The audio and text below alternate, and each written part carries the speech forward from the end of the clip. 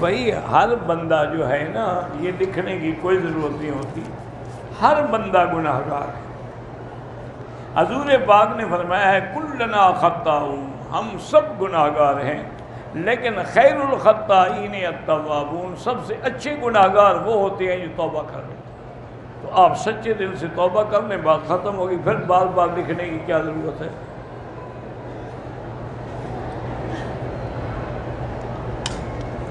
کہ طواف عمرے کے دوران یہ یاد نہیں رہا کہ کعبے کو نہیں دیکھنا، اگر دیکھا کچھ نہیں ہوتا۔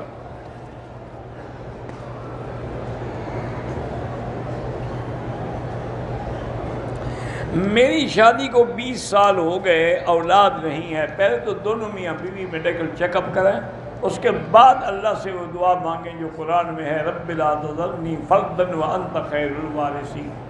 اور جس بچے یا بچی کو حافظہ کمزور ہو تو وہ اللہ کے نام ہے یا قوی یا متین، وہ پڑھ کے ہر نماز کے بعد دعا کیا کریں۔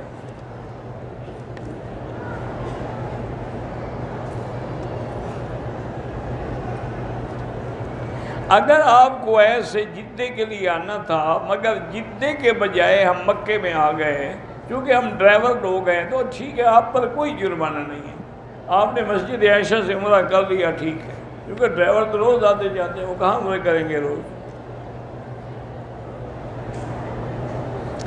جدے پہنچ کر بھی آپ جدے سے احرام باندھ کے بھی عمرہ کر سکتے ہیں۔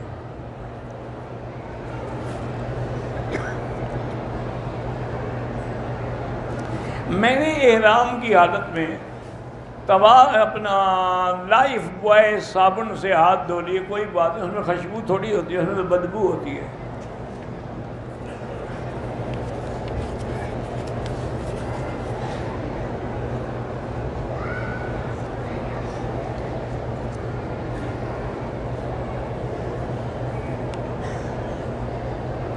بہرحال آپ کو ایک بیگ ملا ہے، اس پہ نمبر موجود ہے، آپ رابطہ کرتے رہیں، کوشش کرتے رہیں، ان کو میسج بھیجیں تاکہ مالک مل جائے، اس کو دیں۔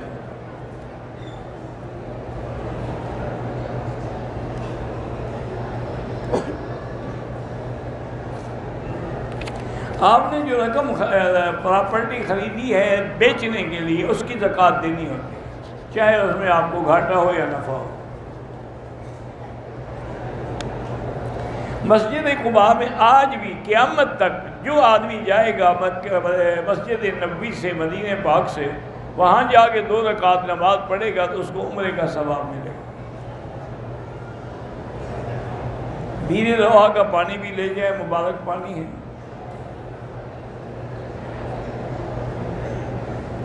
مجھے دم میں 2 بکرے دینے ہیں، یہ ہمارے جو ساتھی بیٹھے ہیں درس کے بعد ان سے رابطہ کر لیں، یہ آپ کے لیے انتظام کرا دیں گے۔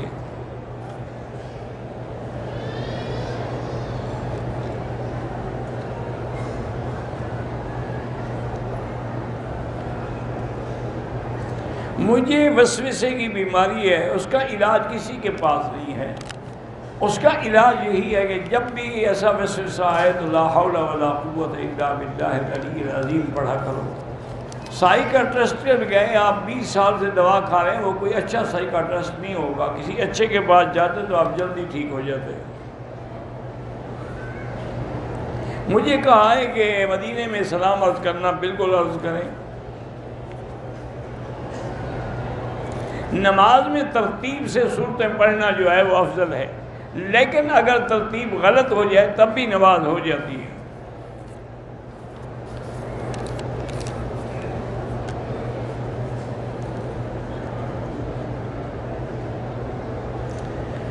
میری والدہ نے کوئٹے سے احرام باندھا، جہاز میں سیٹ کے ساتھ کسی نے ان کا ہاتھ دبایا تو چوڑی جو تھی ٹوٹنے سے ہاتھ زخمی ہو گیا، تو اس سے خون نکلا، کوئی بات نہیں، کوئی جتنا خون نکلے اس سے کیا فرق پڑتا ہے۔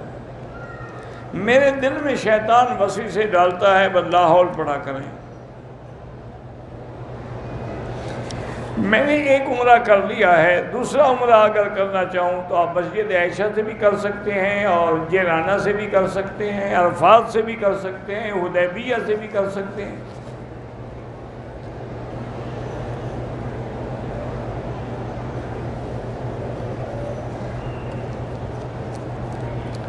میں پتہ نہیں کہتا جی ابو کا اور ہمارا جھگڑا رہتا تھا، ابو نے دوسری شادی کی ہے، ہم 6 بچے جوان ہیں، ہم امی کی طرف داری کریں یا ابو کی، دونوں کی کریں؟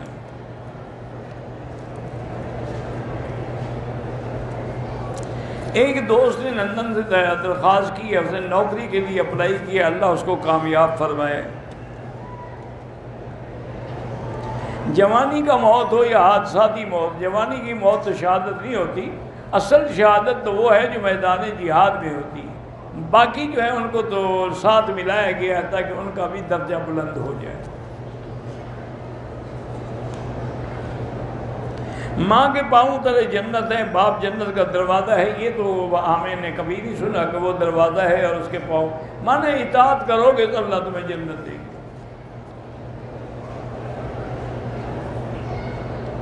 لوح محفوظ میں ہر چیز لکھی ہوئی ہے، وہی تمہارا نصیب ہے۔ لوح محفوظ میں لکھا ہوا کوئی نہیں بدل سکتا، اللہ کا جو فیصلہ ہے، لا تبدیل لکلمات اللہ، اللہ کا حکم کبھی تبدیل نہیں ہوتا۔ ما یبدل القول لدی، اسی لیے جب میرے آقا کو 50 نمازیں ملی تو پھر آپ کی درخواست پر 5 کم ہوتی گئیں، آخر میں 5 رہ گئی، پھر بھی اللہ نے فرمایا کہ میرے مدنی میرا حکم کبھی نہیں بدلتا، آپ کی امت تو 5 بڑھے گی لیکن ہم 50 ہی لکھیں گے۔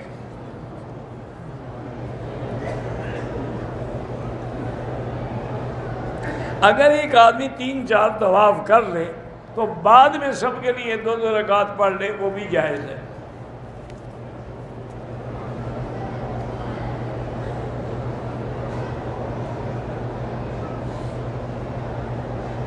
بہرحال موت کا وقت اور موت کا یقینی ہونا جو ہے یہ تو نص قطعی ہے کہ ہر بندے نے موت آنی ہے، انک میت و انہم میتون، اور کل نفس ذائقۃ الموت، وہ تبدیل نہیں ہو سکتا ہے۔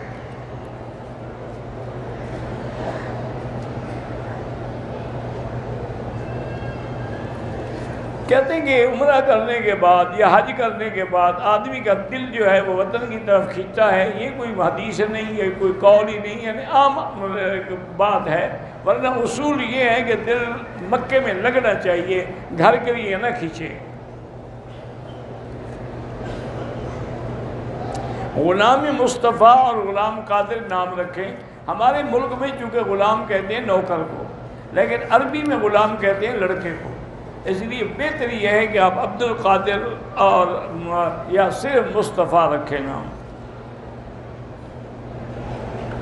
الصلاۃ والسلام علیک یا رسول اللہ، مدینے میں جا کے پڑھنا تو جائز ہے، دوسرے مقام سے کھڑے ہو کے پڑھنا جو ہے وہ بدعت ہے۔ بدعت یہ ہوتا ہے کہ دین میں کوئی نئی بات نکالی جائے، اور شرک یہ ہوتا ہے کہ اللہ کی توحید کے خلاف غیر اللہ کو پکارا جائے اور غیر اللہ سے مدد مانگی جائے اور غیر اللہ کے نام پہ ذبح کیا جائے۔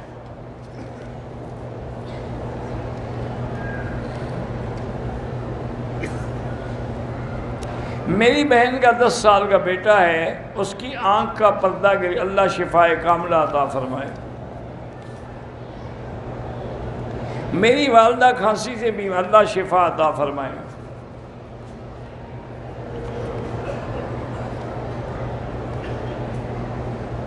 بہرحال آپ جو بھی خواب دیکھتے ہیں، اگر آپ کو خواب برا لگے تو کسی کو بتایا ہی نہ کریں۔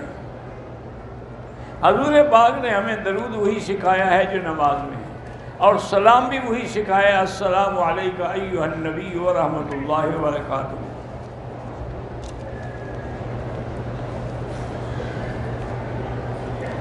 بھائی محمد عارف کینسر کی بیماری میں اللہ شفا عطا فرمائے۔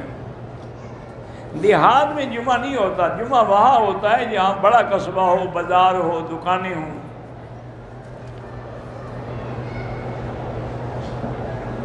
عورتوں کو ہاتھ سینے پہ باندھنا چاہیے نماز میں، مردوں کو ناف کے نیچے۔ ہم عمرے کے لیے پاکستان سے آئے، جمعہ نکل گیا، جمعے کی نماز قضا ہو گئی، اب آپ ظہر کی قضا پڑھیں گے، مسافر پر جمعہ ہوتا ہی نہیں، قضا کیا ہو گیا؟ نفلی طواف میں آپ خوشبو لگا سکتے ہیں، عمرے میں نہیں لگا سکتے۔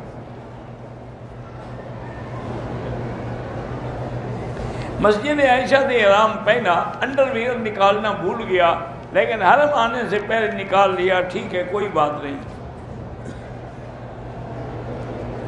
ابو جہل کے گھر پر جو باتھ روم بنے ہوئے اللہ کو پتہ ہے وہی جگہ ہے یا فرق ہے؟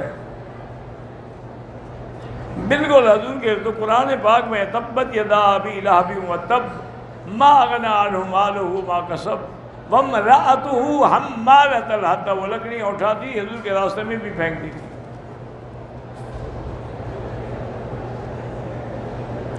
اگر صدقے کا بکرا ہے تو خود کھا سکتا ہے، دم کا بکرا نہیں کھا سکتا۔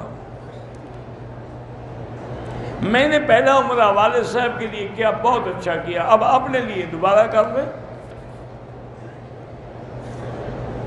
حرم میں نیکی تو 1,00,000 لکھی جاتی ہے، لیکن گناہ ایک کا ایک لکھا جاتا ہے، لیکن وہ ایک گناہ بھی برباد کرنے کے لیے کافی ہے۔ مطاف میں اگر نماز پڑھیں گے جتنا کعبے کے قریب ہوں گے اتنا ثواب زیادہ ہے۔ عمرے کے دوران کندھا جو ہے 7 چکروں میں نکالنا ہے۔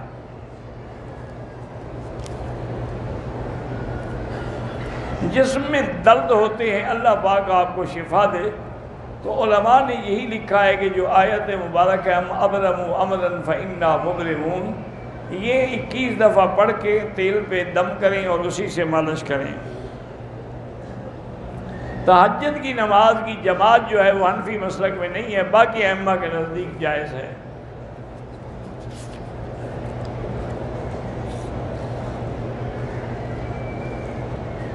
اگر ناپاک کپڑے کو ہم نے دھویا، اچھی طرح دھویا، لیکن پھر بھی اس پر وہ داغ جو تھے بس باقی رہے، کوئی بات نہیں۔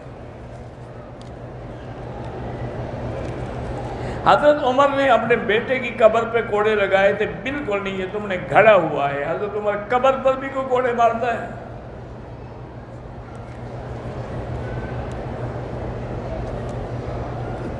مسافر لوگ اگر سفر میں مجبوری ہو تو ظہر اور عصر اور مغرب اور عشاء اکٹھی کر کے پڑھ سکتے ہیں، لیکن سواری اپنی ہو تو بہتر یہ ہوتا ہے کہ آپ مغرب کو لیٹ کر کے پڑھیں اور اس کے بعد پھر عشاء پڑھ لیں۔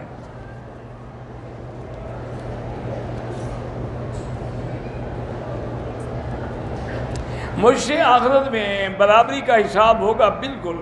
پہلی بیوی 5 سال سے بات نہیں کرتی، کوئی تعلق رکھنا چاہتی تو اس کو چھوڑ دو، اللہ حساب تو دینا پڑے گا، کیونکہ حکم ہے کہ وَإِنْ خِفْتُمْ أَلَّا تَعْدِلُوا فَوَاحِدَةً۔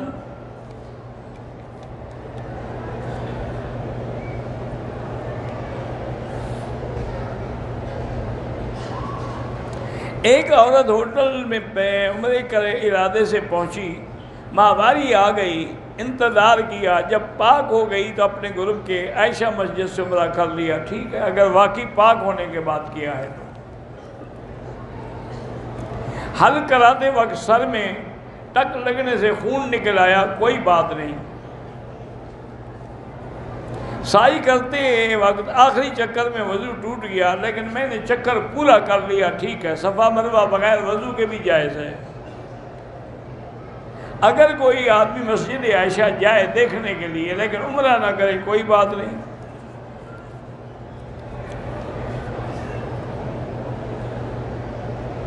آپ میرے لیے دعا کرتے ہیں، آپ کی بڑی مہربانی۔ احرام کے دوران بھی حجر اسود کا بوسہ لینا جائز ہے، وہ تو اس لیے علماء منع کرتے ہیں بھی تازہ عطر لگا ہو تو تمہیں عطر نہ لگ جائے۔ عمرے کے بعد حل کرانا ضروری ہے۔ اگر صبح کی نماز کھڑی ہو گئی اور ہم آئے تو نماز میں مل جائیں، سنتیں بعد میں پڑھیں۔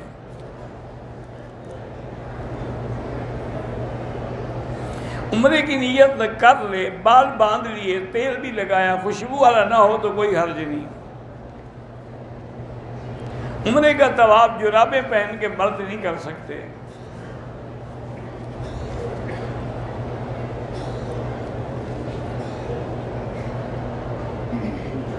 مسجد میں جھگڑا ہوا، اللہ جھگڑے رفع کرے۔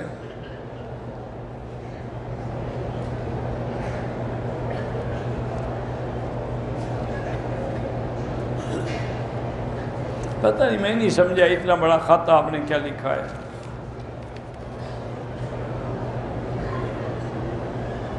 ہمارے قریبی رشتہ دار ہیں، ان کو فالج ہو گیا، اللہ شفا عطا فرمائے۔ عمرے کے دوران صفا مروہ میں بھی آپ موزہ نہیں پہن سکتے۔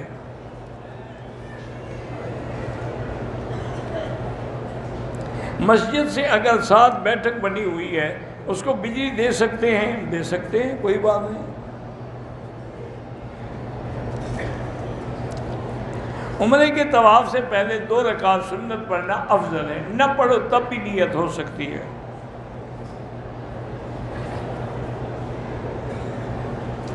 جب عورتیں تنگ کپڑے پہنتی ہیں، مردوں کی نظر پڑتی ہے تو ان کے بدن کا ہر عضو نظر آتا ہے، بالکل وہ بھی گناہ گار ہیں، تم دیکھنے والے بھی گناہ گار ہیں۔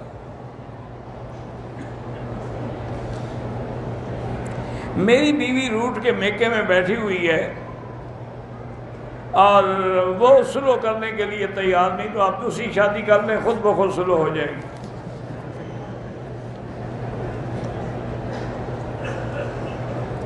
مرد اور عورتیں جو ہیں طواف میں اکٹھے ہوتی ہیں، اپنی طرف سے بچنے کی کوشش کریں، اگر بغیر ارادے کے ہاتھ لگ گیا کچھ ہوا تو انشاءاللہ گناہ نہیں ہوگا۔ مجھے خامد نے 1 سال پہلے بچوں کے سامنے زبانی طلاق دی، پھر مکر گیا۔ وہ کوئی مزدوری نہیں کرتا، میں لوگوں کے گھروں میں کام کرتی ہوں، مجھے کہتا ہے گھر، بہرحال یہ ہے کہ اگر 1 طلاق تھی اس نے گھر میں رکھا ہوا ہے تو کوئی حرج نہیں۔ کچھ لوگ کہتے ہیں کہ مسجد قبلتین سے بیت اللہ اور بیت المقدس کا فاصلہ برابر ہے، اللہ اعلم، ہم نے کبھی پیمائش نہیں کی۔ شبانہ نام کی کوئی بچی بیمار ہے، اللہ شفا دے۔ عورت ایام حیض میں جو حرم کے باہر صحن ہے اس میں بیٹھ سکتی ہے۔ طواف کے دوران قرآن کریم ہاتھ میں لے کے بھی پڑھ سکتے ہیں، پڑھ سکتے ہیں۔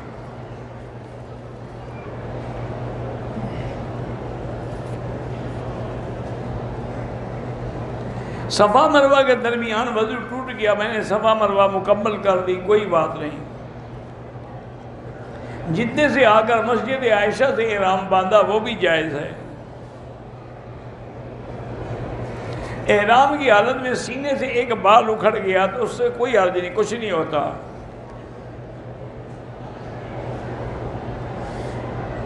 اگر طائف جائے زیارت کے لیے تو واپسی پہ عمرہ ضروری ہے، وہ میقات ہے۔ عمرے کے لیے آنے والوں کے لیے بار بار عمرہ کرنا افضل ہے یا طواف؟ طواف زیادہ کریں وہ افضل ہے۔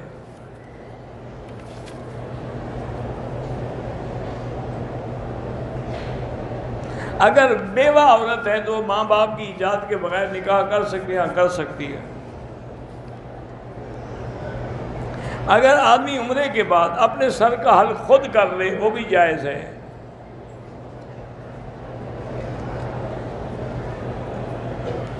پتہ نہیں یہ کیا لکھا، پڑھا نہیں جاتا مجھ سے تو بھائی۔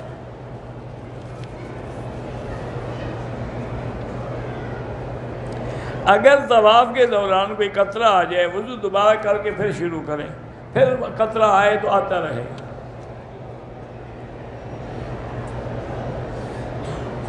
میں نے کسی سے بیٹی لی ہے، اس کو پالا ہے، 2 سال کی ہے، لیکن بڑی ہو کر اس سے آپ کو بھی پردہ کرنا ہوگا، وہ آپ کی حقیقی بیٹی نہیں ہے۔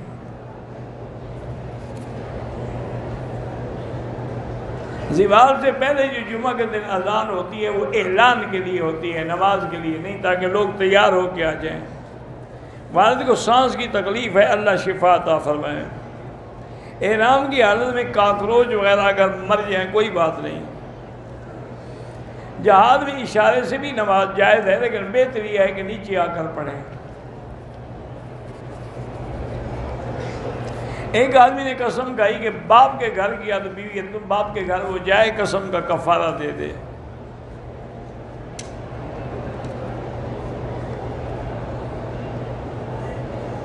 بہرحال جس کا بھی بیگ ہے اس کا نمبر ہے، آپ بار بار میسج بھیجیں، بار بار رابطہ کریں، بالکل جب ناکام ہو جائیں تو خیرات کر دیں۔ واللہ اعلم۔